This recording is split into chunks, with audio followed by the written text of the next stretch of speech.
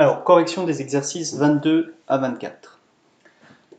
Donc, dans le 22, on a g de x égale x moins 1 sur 3.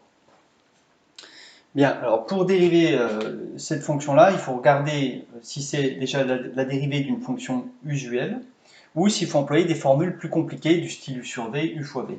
Alors ici, l'erreur à ne pas commettre, c'est de penser que c'est du type u sur v. Bien qu'on a bien un quotient ici, mais il se trouve que le v qui est là ne dépend pas de x. Donc en fait, il peut être considéré comme une constante.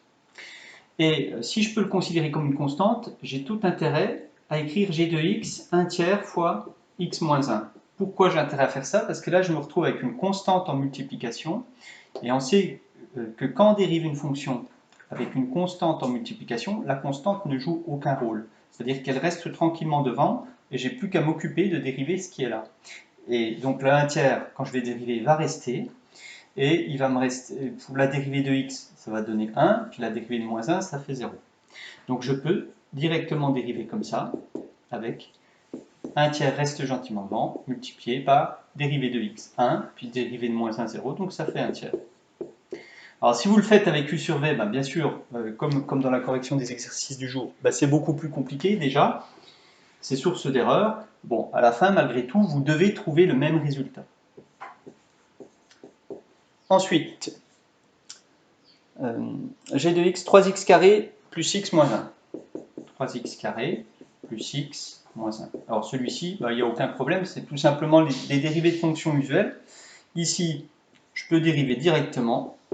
On a 3x carré, alors le 3 c'est une constante en multiplication, elle ne joue aucun rôle. X carré, dérivée de x carré, 2x. On sait quand on a des sommes, il n'y a aucun problème pour dériver, il suffit d'ajouter les dérivées. Donc dérivée de x, 1, dérivée de 1, 0, j'obtiens 6x plus 1. Voilà pour le 22. Pour le 23, 2 sinus x sur 3. Bien. Alors, ici, un petit peu comme dans le 22 tout à l'heure, on a l'impression qu'on a un quotient, mais en fait, ce quotient, il est constitué d'une fonction qui dépend de x au-dessus, puis en dessous, c'est une constante.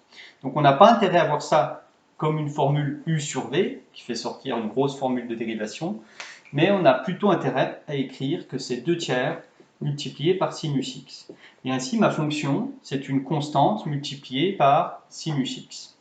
Et là, j'ai plus aucun problème pour dériver. La constante ne joue aucun rôle. Et la dérivée de sinus x, vous pouvez regarder dans le tableau des primitives usuelles, c'est cos x. Deuxième fonction à dériver. g de x égale 2 sur x. Alors, même chose, hein. Ici, on évitera de voir ça comme du u sur v avec la formule u'v moins uv' sur v carré. Mais on va plutôt avoir tendance à mettre la constante devant. Et on se retrouve ici avec une fonction dont on connaît la dérivée. C'est une fonction usuelle. Dans le tableau des dérivées usuelles, c'est moins 1 sur x carré. Donc je me retrouve avec g' de x est égal à 2 fois moins 1 sur x carré. Et donc ça fait moins 2 sur x carré. Pour le 24,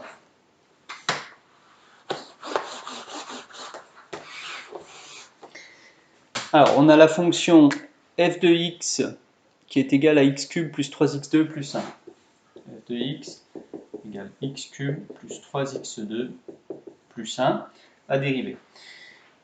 Donc ici, il n'y a aucun problème, c'est des dérivées usuelles. Dérivée de x cube, vous l'avez déjà vu, normalement c'est 3x carré. Dérivée de x carré, je connais, le 3 c'est une constante en multiplication, donc 3 fois 2x, et dérivée de 1, 0. Donc j'obtiens 3x carré plus 6x. Terminé. La seconde fonction à dériver, c'est 2 sinus t, c'est tout, oui, 2 sinus t, donc là il y a même chose que tout à l'heure. Alors bon, c'est pas f de x, hein, c'est f de t, ça n'a pas d'importance, on peut mettre f de t, f de u, f de w si on veut, mais la variable on l'appelle comme on veut. Donc f' de t, je peux l'écrire directement, la constante en multiplication reste tranquillement devant, et dérivée de sinus t, cosinus t. Voilà.